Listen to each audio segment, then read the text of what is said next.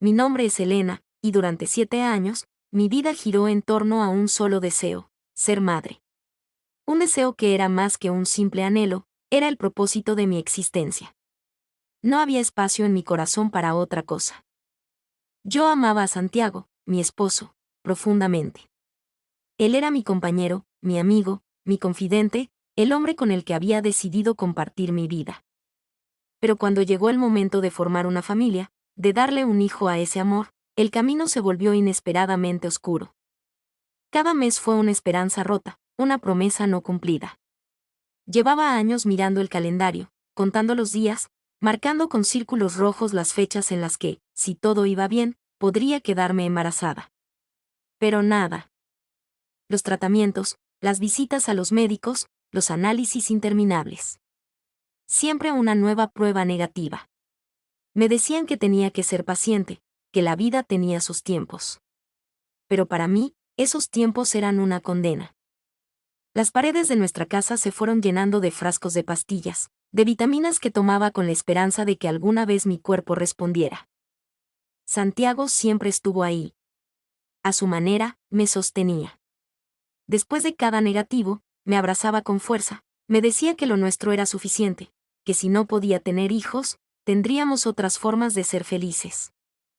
Su fortaleza me dio paz, aunque sabía que detrás de esas palabras había una dolorosa aceptación, un amor que se plegaba a mi dolor. Yo lo amaba por eso, por su firmeza. Por ser mi roca en medio de la tormenta. Me decía que todo estaba bien, que nada cambiaría entre nosotros. Pero yo sentía como la tristeza nos envolvía, como el vacío de no ser madre nos iba separando poco a poco, aunque no lo dijéramos en voz alta. Recuerdo claramente el momento en que todo cambió. Fue un martes por la mañana, cuando todo lo que creía que sabía sobre mi vida se desmoronó en un solo segundo. 2 rayas rosadas en una prueba de embarazo. Mi corazón latía con fuerza. Al fin. Después de tanto sufrimiento, de tantas noches sin dormir, de tantas promesas vacías, mi cuerpo finalmente había respondido. El embarazo, aunque pequeño, era real. Mi felicidad fue tan pura que no sabía cómo sostenerla. Salí a la calle, y todo parecía distinto. El sol brillaba con más intensidad. El aire olía mejor. Era la señal que tanto había esperado. Esa noche, con las manos temblorosas, le di la noticia a Santiago. Preparamos una cena sencilla, algo que jamás imaginé que se volvería tan importante. Cuando le mostré la prueba de embarazo, lo primero que noté fue su rostro. No hubo lágrimas, no hubo risas como había esperado. Solo un silencio, un abrazo que sentí tenso, una expresión que no lograba interpretar del todo. Dios mío, Elena, susurró, y algo en su tono me pareció extraño. Había un miedo que no comprendía. Pensé que era solo nervios, que la paternidad lo estaba abrumando. Él siempre había sido el más racional de los dos, y a veces eso le jugaba en contra, pero jamás pensé que fuera algo más grave. El embarazo fue pasando, y cada día mi felicidad crecía, pero a la vez sentía una creciente distancia entre Santiago y yo. Estaba excitada, por supuesto, pero había algo en su comportamiento que no me cuadraba. Decía que estaba nervioso, que el futuro nos preocupaba, que no sabíamos cómo ser padres. Todo parecía estar bien, pero había una sombra de inquietud que no desaparecía. Entonces, sucedió. Un mes después, encontré un mensaje en su teléfono. No era mi intención fisgonear, pero el teléfono quedó sobre la mesa, encendido, y esa notificación brilló en la pantalla, como una llamada del destino: Clínica Ginecología, recordatorio cita de control para señora Valdés, 14 semanas. Santiago, por favor confirma acompañamiento. El apellido no era el mío. La confusión me golpeó de inmediato. No podía ser, ¿verdad? ¿Quién era esa mujer? Con manos temblorosas y un nudo en la garganta, tomé su teléfono. Siempre usaba la misma contraseña, la fecha de nuestra boda. Abrí el móvil sin saber lo que iba a encontrar. La verdad se desplegó ante mí como una tormenta furiosa. No solo era una cita. Había más. Conversaciones llenas de cariño, fotos de ecografías, y lo peor, Él posaba felizmente al lado de una mujer con cabello oscuro, una mujer desconocida, que no era yo. 4 meses de embarazo. Mientras a mí me decía que tenía reuniones de trabajo, que estaba cansado, él estaba en citas ginecológicas con otra mujer. Estaba esperando un hijo con ella. Esa noche, esperé a que llegara. No pude comer, no pude dormir. Estaba paralizada por la ira, por la humillación. Cuando por fin lo vi, me temblaban las manos, pero mi voz estaba tranquila, serena, mortalmente tranquila. Le mostré el teléfono. Sus ojos se abrieron como platos. No hubo disculpas, no hubo palabras que pudieran salvarlo. Su rostro se deshizo en una mueca de terror y culpa. Elena, no sé cómo decirte esto. Es un error, una tontería. Ella no significa nada. Lo que realmente importa es que el bebé está en camino. Nuestro bebé, lo corregí, ¿es ese tu bebé también, Santiago? Él trató de defenderse, de explicarse, pero las palabras no salían. El daño ya estaba hecho. No grité. No lloré. Lo miré en silencio, con la calma que da el conocimiento de que ya no hay vuelta atrás. Le dije con voz fría, vas a pagar por esto, Santiago. No con lágrimas, ni con gritos. Vas a pagar con lo que más valoras, tu felicidad. Cuando tomé la decisión de contactar a Camila, no sabía qué esperar. En mi mente, había creado miles de escenarios. Ella podría ser una mujer altiva, arrogante, que defendiera a capa y espada su relación con Santiago, una rival que vería en mí una amenaza, una mujer despechada dispuesta a enfrentarse a ella con furia. Pero lo que me encontré fue completamente diferente. Me equivoqué, profundamente. La cita fue en una cafetería tranquila, en un rincón apartado de la ciudad. Escogí un lugar neutral, donde no hubiera distracciones ni miradas curiosas. Cuando llegó, Camila parecía perdida. Se veía joven, vulnerable, con una expresión de incertidumbre en sus ojos que me desconcertó. La mujer que imaginaba no tenía nada que ver con ella. Me senté en una mesa cercana a la ventana. Camila llegó vestida de forma sencilla, con un par de jeans y una camiseta sin pretensiones. Tenía el rostro cansado, como si el peso de la verdad que no había sido revelada por completo la estuviera aplastando. Me miró desde la entrada, como si no estuviera segura de que yo fuera la persona que había citado. Me levanté y la saludé con un gesto, invitándola a sentarse.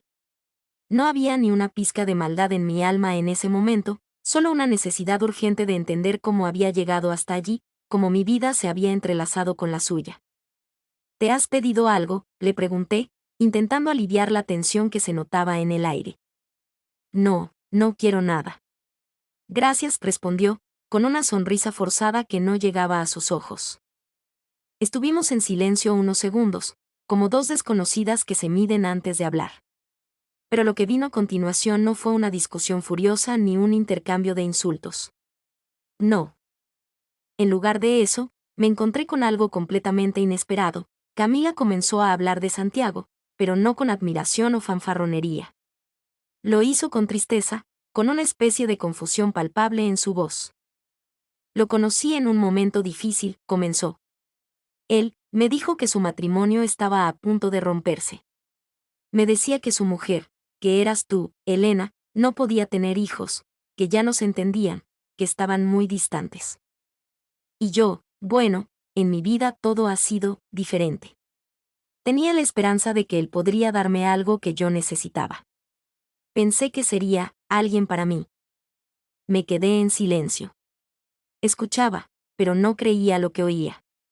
Santiago había mentido de manera tan cruel, tan calculada, que incluso su amante, su propia víctima, creía en su mentira. Me dolió.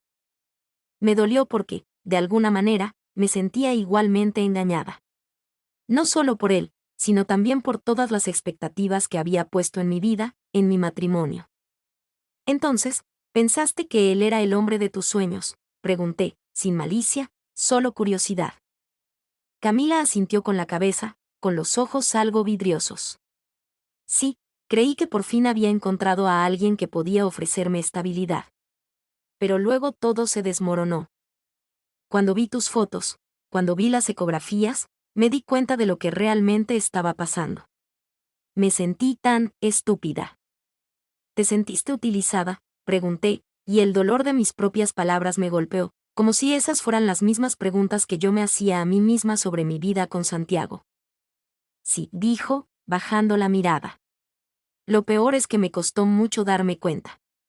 Él me decía tantas cosas, y lo peor, Elena, es que también se decía a sí mismo que su relación contigo estaba condenada. Me dijo que te habías resignado, que ya no te importaba lo que pasaba, y me hizo creer que lo nuestro podía ser real. Eso fue lo que me dejó sin palabras. Había hablado tan fácilmente, con la certeza de quien se cree en la verdad. En su versión, yo ya no era su esposa, ya no era la mujer con la que había compartido sueños y promesas. Santiago me había borrado de su historia, como si nunca hubiera existido. Era como si nos hubiera separado a ella y a mí, y nos hubiera puesto a ambas en posiciones opuestas, donde solo la mentira reinaba. Lo que pasa entre él y yo no es lo que pensaste, y le dije, no con rabia, sino con un cansancio profundo que sentí en cada palabra. No es solo que me haya mentido a mí. También te lo hizo a ti. A las dos. Y ahora estamos aquí, las dos atrapadas en su red. Camila levantó la mirada y, por primera vez, vi que no estaba llorando por lo que había perdido, sino por lo que había ganado, la verdad. La revelación que había cambiado todo. Nos quedamos en silencio por un largo rato, cada una de nosotras enfrentando la amarga verdad. Cuando el camarero nos trajo las bebidas, no hablamos de inmediato. No hubo gestos de reconciliación, no hubo sonrisas o abrazos. Solo compartimos un espacio común de entendimiento, de dolor. Nadie nos podía devolver el tiempo perdido, pero algo más profundo comenzó a gestarse. Un lazo silencioso, construido sobre la base de la traición, pero también de una realidad que nos había sido impuesta. De ahí en adelante, las cosas cambiaron. Nos empezamos a reunir más, de manera casi secreta, pero ya sin la carga de la enemistad. Había un entendimiento que crecía entre nosotras, algo que se iba desarrollando lentamente, como un delicado brote de confianza. No fue fácil. Hubo días en los que nos mirábamos con desconfianza, en los que las viejas heridas se reabrieron, pero poco a poco, fuimos entendiendo que ambas habíamos sido víctimas de una mentira, de un hombre que pensaba que podía tenerlo todo. Había algo en Camila que me sorprendía. A pesar de todo lo que había sucedido, ella no guardaba rencor hacia mí. No me veía como la mujer que le había quitado a su hombre. Al contrario, me veía como una mujer rota, igual que ella. Y eso nos unió. Compartíamos el mismo dolor, la misma desesperación, la misma desilusión. Nos ayudábamos a sanar, aunque al principio no lo sabíamos. Cuando estaba en mi peor momento, ella me ofrecía palabras de consuelo, y yo a ella. Empezamos a cuidarnos de una forma que nunca imaginé. Y, sin darnos cuenta, una amistad se fue forjando entre nosotras, una que no necesitaba explicaciones. La vida nos había colocado en un punto de partida similar, un camino lleno de dolor, pero también de una posible redención. Y así, con el tiempo, nuestras vidas se entrelazaron no solo por el amor que compartimos por nuestros hijos, sino también por el respeto que nacía de lo que habíamos vivido juntas. Con su ayuda, y la de un abogado astuto, comenzamos a tejer la red que atraparía a Santiago. Planeamos todo, demandas de pensión alimenticia, pruebas de su doble vida, la documentación financiera que demostraba el desfalco. Lo expulsamos del apartamento que había comprado para él y Camila. Le quitamos todo lo que había creído tener asegurado. Pero no fue suficiente. El golpe final, el que destrozó su imagen de hombre perfecto, fue social. En una cena con sus socios más cercanos, a la que asistí con mi vientre ya crecido, dejé caer casualmente que Santiago estaba esperando 2 hijos tan cercanos en edad. Las redes sociales se encargaron de hacer el resto. La imagen de Santiago como un hombre ejemplar se desintegró en un instante. Lo que era un secreto sucio, una mentira que podía haber destruido mi vida, se convirtió en la verdad de todos. Y, finalmente, su vida, su mundo, se desmoronó. 5 años después, me encuentro en un pequeño jardín, viendo a mis hijos correr y jugar juntos. Mateo y Lucía, tan distintos, tan iguales. Él, con el cabello rubio y los ojos llenos de una curiosidad infinita. Ella, con su melena oscura y los ojos llenos de una determinación que me recuerda tanto a su madre. Juegan como si nunca hubieran conocido la mentira de su padre. Se llaman hermanos, no porque la sangre los una, sino porque el amor los ha convertido en una familia. Camila está a mi lado, con 2 vasos de limonada en las manos. Nos miramos, y nuestras sonrisas hablan más que 1000 palabras. A pesar de todo lo que ocurrió, hemos logrado construir algo hermoso. Lo que Santiago quiso destruir con su traición, nosotras lo hemos reconstruido con solidaridad, con coraje y sobre